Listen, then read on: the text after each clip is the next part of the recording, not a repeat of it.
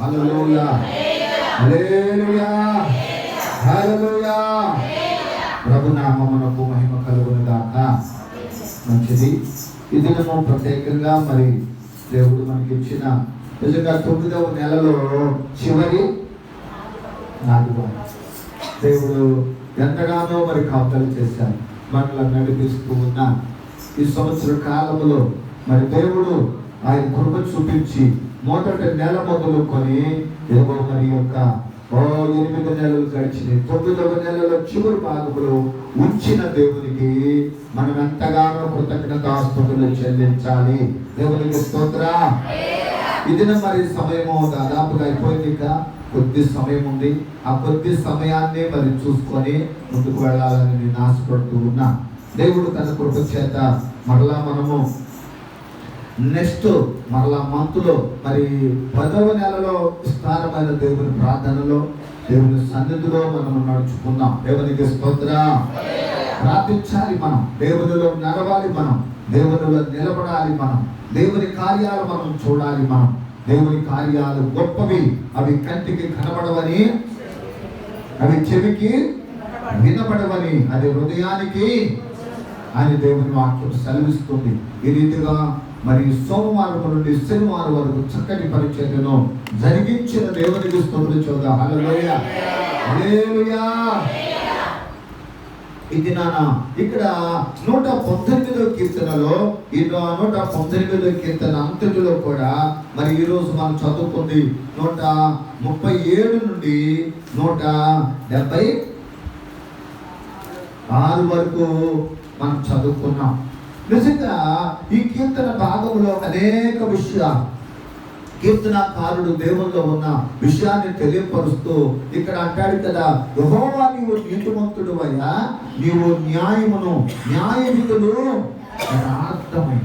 దేవుడు నీతిమంతుడు, ఆయన న్యాయ విధులు ఏమైతే మనకి ఇచ్చాడు విధులు చేయమని, అవి న్యాయమైనవి, అన్యాయమైనవి కాదవి, అవి న్యాయమైనవి.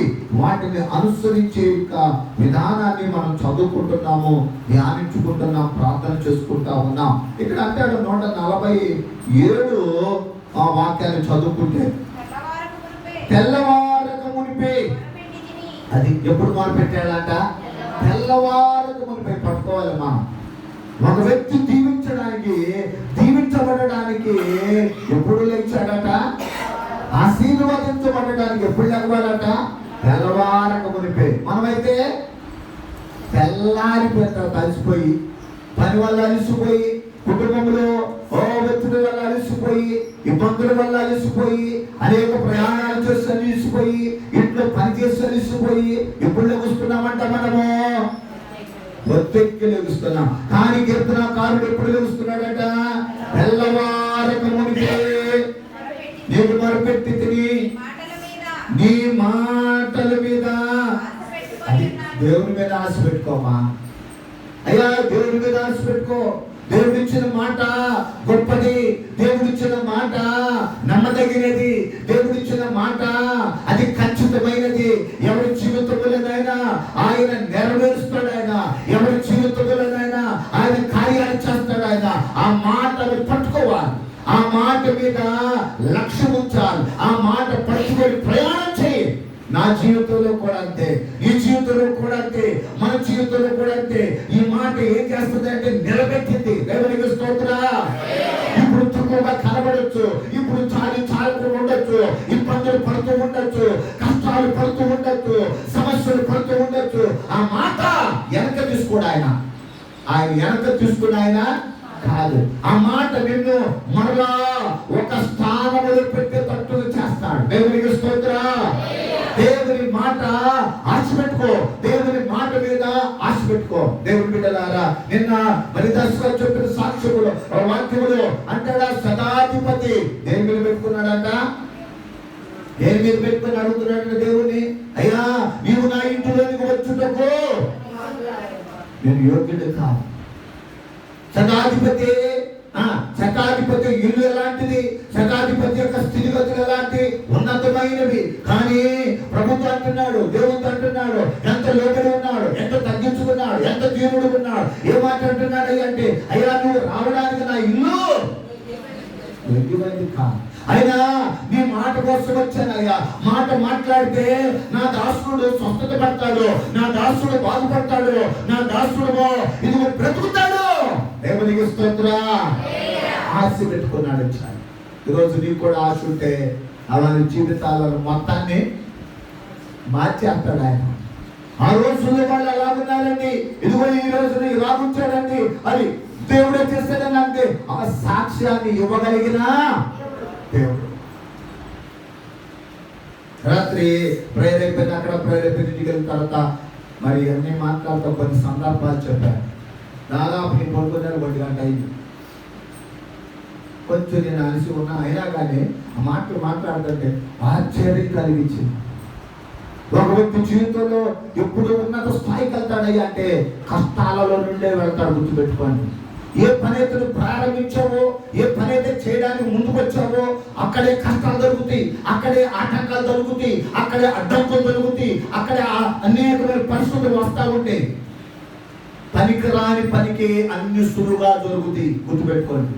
పనికిరాని పనికి అన్ని సులువుగానే జరుగుతాయి. దేవుడు నీ పట్ల ఒక ప్రణాళిక పెట్టుకుంటే ఆరంభించావా అవి కష్టాలు వస్తూ ఉంటాయి, కష్టాలు ఎదురవుతూ ఉంటాయి. నీ వాళ్ళు ఎదురవుతూ ఉంటారు, వాళ్ళే ఆటంకాలు పెడతా ఉంటారు, అడ్డంకులు పెడతా ఉంటారు. ఆయనను మౌనంగా ముందుకు వెళ్ళిపోవటమే. దేవునికి స్తోత్రం. ఆయనను దేవుడు చెప్పిన మాట ఏది నిరర్ధకమో కానేరదు. అక్కడ మనం చదువుకున్నాం సంఖ్యాకాండంలో, మన వాక్యంలో చదువుకున్న భాగం ఒకసారి చూస్తే సంఖ్యాకాండము 20వ అధ్యాయము 14వ వచనంలో చెప్తున్నాడు అన్నమాట. మోషే కాదేశు నుండి ఎదోము రాజునద్దకు దూతలను పంపి నీ సహోదరులకు ఇశ్రాయేలు అడుగునదేమనగా మాకు వచ్చిన కష్టము యావత్తును నీకు తెలిసింది. ఇక్కడ రాజు దగ్గరికి ఒక సమస్య తీసుకొని వెళ్ళాడు. ఎవరట? మోషే. మోషే ఒక సమస్య తీసుకొని వచ్చాడు. ఏ సమస్య అంటే ఇశ్రాయేలుకు వచ్చిన కష్టం అంట. ఆ కష్టమో నీకు తెలిసే ఉందయ్యా, ఇదిగో ఆ సమస్యను దగ్గర పెడుతున్నామన్నాడు. రాజు దగ్గర పెట్టాడు సమస్య. ఒకసారి మనం అనుకుంటాం రాజు ఏం చేస్తాడో తెలుసుకుంటే ఏం చేస్తాడండి. దేవుడు అన్నాడు కదా, రాజుల నమ్ముట కంటే యెహోవాను అని. ఈ రాజు ఏం చేశాడో తెలుసా? అయితే మా పితరులు ఐగుప్తునకు వెళ్ళిరి, మేము చాలా దినములు ఐగుప్తులో నివసించితిమి. ఐగుప్తీయులు మమ్మలను మా పితరులను కనుక చెప్తున్నా, వారి స్థితి చెప్తున్నాడు. మేము ఇదిగో వచ్చిన ఈ అరణ్య ప్రదేశంలో ఇదిగో మేము వచ్చిన ఈ కాదేశు దాకా వచ్చిన స్థితి ఏ స్థితితో తెలుసా? ఐగుప్తులోనే వచ్చాము, ఐగుప్తు నుండి మేము వచ్చాము, ఐగుప్తు బానిసత్వము నుండి వచ్చాము. అక్కడ మా పితరులు, అక్కడ మా వాళ్ళందరూ కష్టపడ్డారు, ఎన్నో శ్రమలు పడ్డారు, ఎన్నో బాధలు పడ్డారు. అక్కడ నుండి మేము బయటకు వచ్చాం. దేవునికి స్తోత్రం. బయటకు వచ్చిన స్థితి మర్చిపోవద్దు. లోకము ఎలా ఉంది అంటే ముంచేస్తుంది, మనిషిని పాడు చేస్తుంది, మనిషిని పతనం చేస్తుంది, మనుషుని స్థితిగతులు మార్చివేస్తుంది, మనుషుల రూపాలు మార్చివేస్తుంది, మనుషుల కుటుంబాలు మార్చివేస్తుంది. లోకము మంచిది కాదు. ఈ యొక్క ఇదిగో మరి నమ్ముకోవాల్సిన దేవుణ్ణి, మనము దేహాన్ని నమ్మకూడదు, లోకాన్ని నమ్మకూడదు. ఎవరు నమ్మాలి? దేవుడిని నమ్మాలి. అదే ఇక్కడ దేవుడు నమ్మని తన ప్రజలు ఇశ్రాయేలు గురించి మాట్లాడుతుంటున్నా. మేము అలాగా వచ్చామయ్యా, అయితే మా యొక్క శ్రమలన్నీ కూడా అదిగో విడిపించిన దేవుడు ఇలా నడిపిస్తున్నాడు అని చెప్పాడు. అయితే మేము యెహోవాకు మొరపెట్టగా మా మొర వినెను, దూతలను పంపి ఐగుప్తులో నుండి మమ్మల్ని రప్పించెను. ఇదిగో అని కనుక అలాగే దూతను పంపించి, ఇదిగో మరి తన దాసులను పంపించి, మోషేను పంపించి, తన సేవకుని పంపించి బయట తీసుకొస్తే వాళ్ళంటే ఇప్పుడు ఎక్కడ దాకా నడుచుకుంటూ వచ్చారట? కాదేశులో ఉన్నారు. ఎవరిది? ఎదోము రాజు అనేటువంటి రాజు పరిపాలన అక్కడ ఉన్నది. అక్కడ పొలిమేరలో ఉన్నారట. అయితే మమ్మను నీ దేశమును దాటిపోనిమ్ము, పొలములో నుండైనను ద్రాక్ష తోటలో నుండైనను వెళ్ళము, బావుల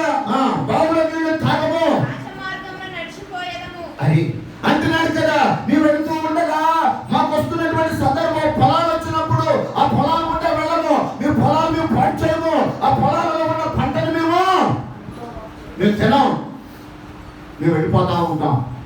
ఆ యొక్క ద్రాక్ష తోటలో నుండి వెళ్తా ఆ ద్రాక్ష గెలలని కోసుకోము, ఆ పంటను మేము తినము.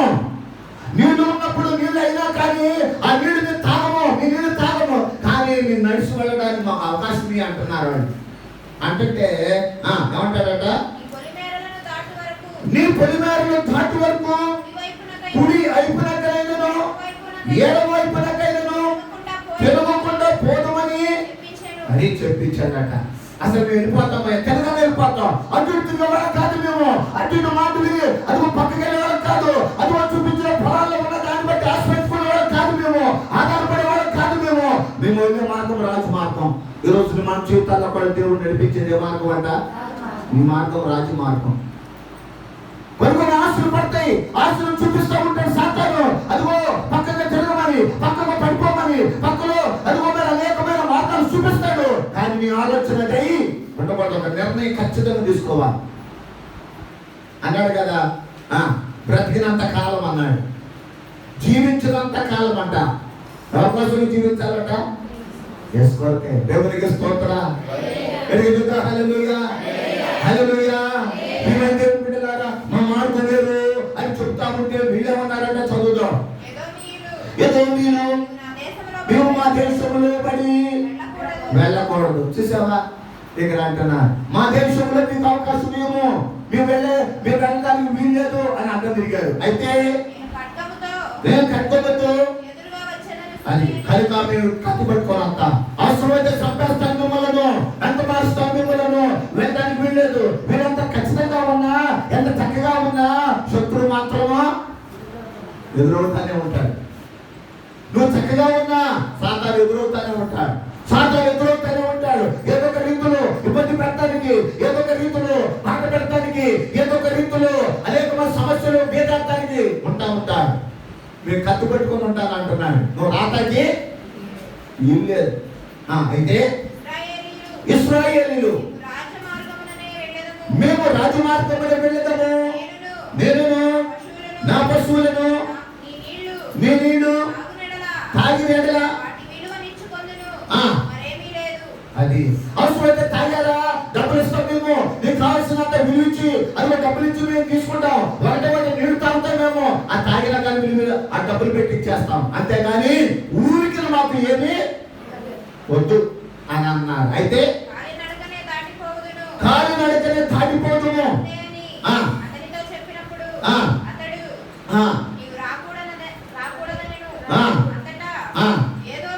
రానే రాకూడదను అంతటా ఎదోము బహు జనముతోను మహాబలముతోను బయలుదేరి. చూసావా, ఇంత చెప్పినా కానీ ఆ మాట ఎట్లా ఒక్కొక్కటి వింటాడా?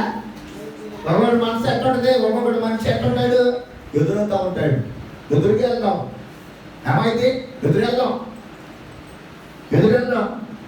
సౌలు బైబిల్ కొత్త నిబంధనలో ఉన్న సౌలు ఎదురెళ్తున్నాడు. ఎప్పుడైతే ఎదురెళ్ళాడో ఏం చూశాడంటే ఒక వెలుగును చూశాడు. ఆ వెలుగును చూస్తే మనిషి మారిపోయాడు, మనసు మారిపోయింది, ఆలోచన మారిపోయింది, తన మార్గం మారిపోయింది, తన స్థితి మారిపోయింది. వెలుగును చూసి కింద పడిన తర్వాత, లేచిన తర్వాత మనిషే మారిపోయాడు. దేవునికి స్తోత్రం కూడా. హల్లెలూయా. ఎవరు మారవయ్యా అంటే దేవుని చూచేవాడు, దేవుని చూచేవాడు మాట్లాడు, కానీ దేవుని చూడనివాడు మారడు. కరుడు కట్టుంటాడు, మనసు మారదు, ఆటంకాలు కలిగిస్తూ ఉంటాడు, ఇబ్బందులు కలిగిస్తూ ఉంటాడు, శ్రమలు కలిగిస్తూ ఉంటాడు, సంఘపరిచర్యను పాటు చేస్తూ ఉంటాడు. శత్రువు ఎప్పుడు ఇబ్బంది పెడతా ఉంటాడు. ఇదిగో సౌలు ఎప్పుడైతే చూచాడో ఆ చూచిన దర్శనము అంటున్నాడు కదా, వెలుగును చూచాను, ఆ వెలుగు నన్ను మార్చింది. ఆయన లోకానికి వెలుగు, ఆయనను వెలిగించాడు, నా చీకటిని పాత్రలేడు, నా పాపాన్ని తీసివేశాడు, నా విధేయతను తొలగించాడు. నేను ఆయన కొరకు బ్రతుకుతా. దేవునికి స్తోత్రం. హల్లెలూయా. అపొస్తలుడైన పౌలు మార్పు ఎప్పుడైతే వెలుగును చూసినప్పుడు నిజంగా మోషే కూడా అన్నాడు, నిన్ను చూడాలని అన్న మాట మొన్న అన్నం చూసావా? నిన్ను చూడాలి అంటే, దేవుని చూడాలి అంటే ఎంత కావాలి? ఈ కళ్ళు సరిపోతుందా? ఆయన రూపము అక్కడ వెలుగుతో కనబడితే అక్కడ సౌలుకి సౌలు వెలుగు చూసి పడిపోతే ఆ వెలుగు ఇప్పుడు మరి ఎట్ట కనపడాలి? అదిగో అక్కడ ఉన్నటువంటి పొగలో నుండి మాట్లాడటం కనపడ్డాడు. కానీ రూపం మాత్రం లేదు. కానీ రూపం చూద్దాం అనుకుంటున్నాడు మోషే. అప్పుడు ఏమన్నాడో తెలుసా? నేను అలాగా వెళ్తాను, నా యొక్క వీపు భాగము అంటే దాని అర్థం మనుషుని యొక్క పోలిక దిగి వచ్చాక మోషే చూడడానికి మనుషుని యొక్క రూపం. తండ్రి ప్రేమ ఎంతో గొప్ప తెలుసా? నువ్వేం కావాలంటే తెస్తాడంతే. ఆయన మీద నువ్వు ఉంటే ఏదైనా ఇస్తాడు, ఏదైనా చూపిస్తాడు, ఏదైనా చేస్తాడు. నిలబడి ఉంటే ఆ రూపం చూపించాడు అక్కడ. లెక్క అయితే ఆయన సర్వశక్తి కలిగిన దేవుడు. ఎవరికి స్తోత్రం. మనం చూడాలంటే ఆయన రూపం మన జీవితాల్లో చూడలేము. కోటి సూర్యుల తేజస్ ఆయన. ఒక సూర్యుని చూడాలంటే ఎండాకాలం అలాడిపోవాలి. మనం కళ్ళు బయలు గమ్ముతాయి. ఒక మనిషి ఎండలో చూసి అక్కడ దొరుకుతాడు, ఒక మనిషి ఎదురుగా కనపడతారు, కళ్ళు చెదిరిపోతాయి. అంటే అంత గొప్ప శక్తి కలిగిన దేవుడు మోషేని చూశాడు. అసలు సందర్భం ఇక్కడ వెళ్తామంటే అలాగే ఇట్లా ముందుకెళ్ళామంటే సాతాను కూడా ముందుకెళ్ళమంటే వెళ్ళెత్తాడా? అమ్మా వెళ్ళెత్తాడా? సంతోషం గారు వెళ్ళెత్తాడా? ఎవరు? సుబ్రత్ గారు. హల్లెలూయా, హల్లెలూయా. అయితే ఏదోము ఇశ్రాయేలు పొలిమేరలలో సెలవీయలేదు కనుక అది ఈ పాయింట్ కోసం నేను చెబుతున్నాను మాట. మనం కూడా సమస్య వచ్చినప్పుడు ఏం చేయాలంట? తొలగిపోవాలి. ఏమవుతలే అని పోవద్దు. తొలగిపో అంటే లోపడటం. అక్కడ ఎవరు ఎదురవుతూ ఉంటారు, తొలగిపోవాలి. లోబడు. దేవుడిలో లోపడతలో తప్పులేదు, దేవుడిలో భయపడతలో తప్పులేదు, దేవుడిని దగ్గర తగ్గించుకోవడం తప్పులేదు. ఎందుకంటే తెలుసా? ఒక దినము నీవు చూడని అద్భుత కార్యముల కొరకే. ఎవరికి స్తోత్రం. వారట సరేలా అంటున్నాడు. ఇదిగో మరి మా దేవుడు అలాంటి దేవుడు, ఆయన మొరపెడితే నేను నాశనం చేస్తాను అనొచ్చు. ఆయనకి సైన్యం ఉంది. దేవునికి ఏముందో తెలుసా? సైన్యం ఉంది. అందుకోసం ఆయన పేరు సైన్యములకు అధిపతి అయిన యెహోవా. సైన్యం ఉంది. ఆయన ప్రార్థన చేస్తే ఎన్ని వ్యూహాలు వస్తాయంటే భూమి మీదకి. అది ఒక్కొక్క సైన్యం యొక్క విలువ, ఒక్కొక్క సైన్యం యొక్క విలువ ఎంత తెలుసా? 144 ఇంకా ఏదో ఉన్నాయి, ఇంకా అంటే లోపలికి వెళ్తే. కానీ అంటున్నాడు కదా, అంటున్నాడు కదా, నీ కోసం వేడుకోదంటే అంటే ఎవరినైనా ఇబ్బంది పెట్టడం. నువ్వు తొలిపో, మనం తొలిపోవాలంతే. అలాగా వెళ్ళి మన మార్గము దేవుని యొక్క సన్నిధిలో రాజమార్గమై ఉండాలి. దేవునికి స్తోత్రం. హల్లెలూయా.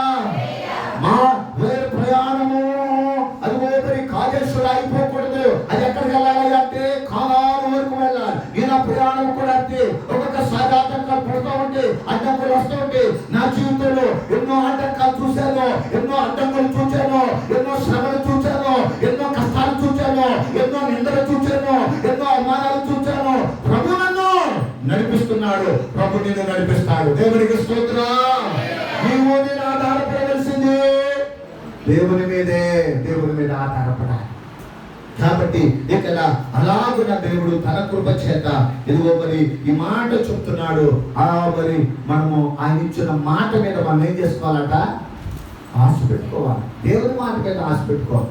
దేవుడు తోడుకుంటాడు, దేవుడు సహాయం చేస్తాడు. ఈ దినాన ప్రభు తన కృప చేత లాస్ట్ వీక్ అంతా కూడా దేవుడు నడిపించాడు. లాస్ట్ వీక్ అంతా దేవుడు బలపరిచాడు. లాస్ట్ వీక్ అంతా మన కుటుంబాలు 22 దగ్గర 7 దినాలు జరిగినాయి. ఈ దినము మరి 7వ దినముగా ఆయన కృప చేత ఈ చక్కటి పరిచర్యను ప్రభు జరిగిస్తున్నాడు. మన మార్గంలో దేవుడు తోడుగా ఉండి ముందుకు నడిపించడం కొరకాయి మన కుటుంబాలు కట్టాలి, మన కుటుంబాలు బలపరచుకోవాలి, మన కుటుంబాల బిడ్డల జీవితాలు ఉన్నతమైన కార్యాలు చూడాలి, ఉన్నతమైన మేలును చూడాలి, ఉన్నతమైన ఉపకారాలు చూడాలి. అది చేయాలి అంటే దేవుడే, కానీ మనుషుల వల్ల కాదు, మనుషుల వల్ల కాదు, దేవుడు చేస్తాడు. ఒక సందర్భంలో చెబుతా అని అన్నాడు కదా. ఇదిగో మరి ఒకసారి సందర్భంలో ఇది దాదాపుగా మరి 15-20 సంవత్సరాలు మాట.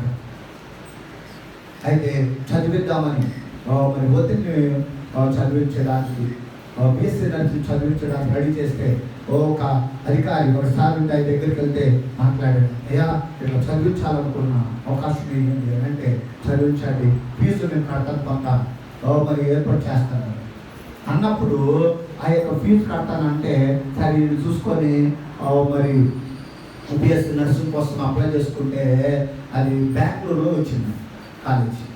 వెళ్ళి ఇక్కడ 2 days ఉంటుంది. ఆ 2 daysలో వెళ్ళి చెప్పారంట, సార్ ఇట్లా వచ్చింది సార్, మాకు అక్కడ సీట్ వచ్చింది అని చెప్పారంట. అయితే బెంగళూరు వెళ్ళి అక్కడ ఎంత మాది అన్నంట, 1,30,000 నెలక, సంవత్సరానికి 1,30,000, ₹1 కూడా ఇవ్వండి అన్నాడు. ముందు చెప్పేది ఎవరు? ఇప్పుడు ఏమన్నాడు, ₹1 కూడా ఇవ్వమ్మా, నేను ఆంధ్రాలో పెట్టుకోమంటే నువ్వు వెళ్ళి తీసుకెళ్ళి కర్ణాటకలో పెట్టుకుంటే కర్ణాటకగా ఆడ పెట్టుకుంటే నేను యాక్టేస్తాను, అది నా 1,00,000 ఇవ్వను, 5,000 ఉన్నాయి తీసుకెళ్ళి లేకపోతే ఇవ్వను. సార్ ఏమన్నాడంటే 5,000 లేదు సార్, మా అన్నయ్యను ఇద్దరు కలిసి లేదు సార్ ఒక 10 అన్న ఇవ్వండి, కొన్ని పనులు ప్రయాసాలంతా వెళ్ళడానికి కొంచెం అని అంటే ₹1 కూడా ఎక్కువేనమ్మా, కాలంటే 5,000 తీసుకున్నాం. ఒక అధికారి చాలా గొప్ప వ్యక్తి, ఆ వ్యక్తి అయినా 5,000 ఒక 5,000 తీసుకున్నాడు. ఎలాంటి పరిస్థితి? అప్పుడే ఏమవుతాయి అంటే ప్రయాణాలంతా ఆపుకోవాల్సిన పరిస్థితి, ముందుకు వెళ్ళడానికి వీలు ఏంటి, దగ్గర ఏమీ లేదు ఒక్క రూపాయి లేదు ఇక. అలాంటి పరిస్థితులలో సరే 5,000 తీసుకొని వెళ్దాం కానీ 5,000 తీసుకొని మరి ఏం లేదుగా, ఆ 5,000 తీసుకొని వచ్చేసారు. ఇంటికి వచ్చిన తర్వాత ఒక సందర్భంలో నేను వెళ్ళాలి, పైకమో 2 days టీవీ, వాళ్ళు ఉన్నారు ఎక్కడ సూరత్, టీవీ, మంచం, తర్వాత ఫ్రిడ్జ్, తినే భోజన పదార్థాలు అన్నిటిని సెకండ్ హ్యాండ్ అమ్మేశాను. ఇంట్లో ఒక్కటి లేకుండా హోల్ మొత్తం అమ్మేశాను. కొంచెం డబ్బులు వచ్చి అది తీసుకెళ్ళి అక్కడ కట్టమని, అక్కడ కట్టడానికి కట్టిన తర్వాత నా దగ్గరకు ఆంధ్రాకి వచ్చాను.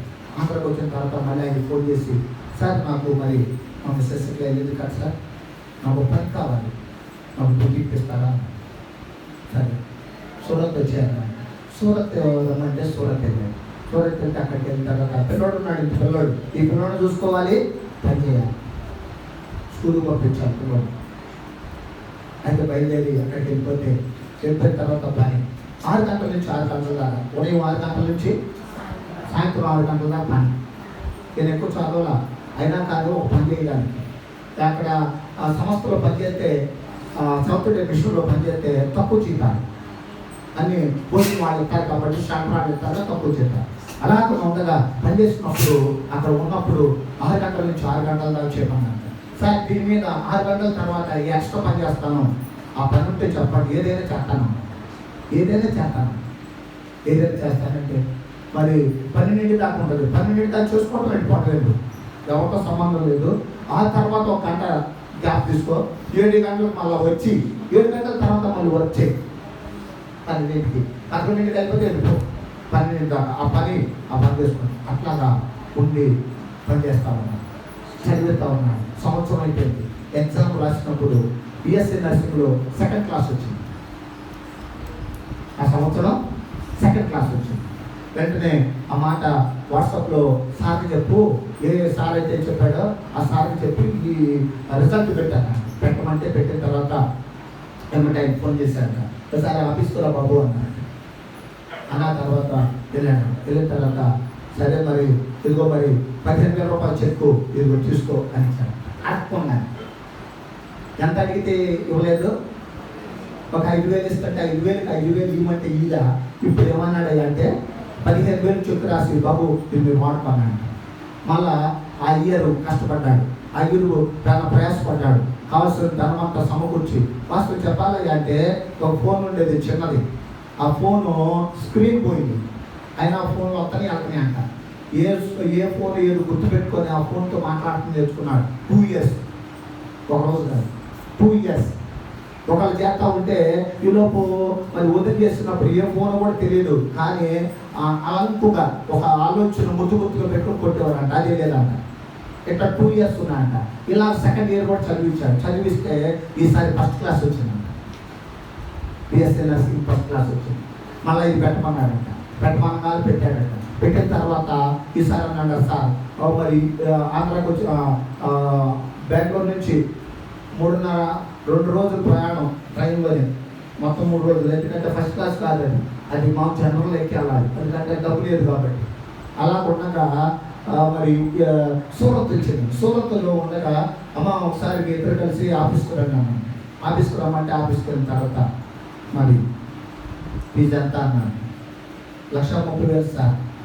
అయితే ఈ సెకండ్ ఇయర్లో అయిపోయింది కదా, ఇంకా 2 years ఉంది.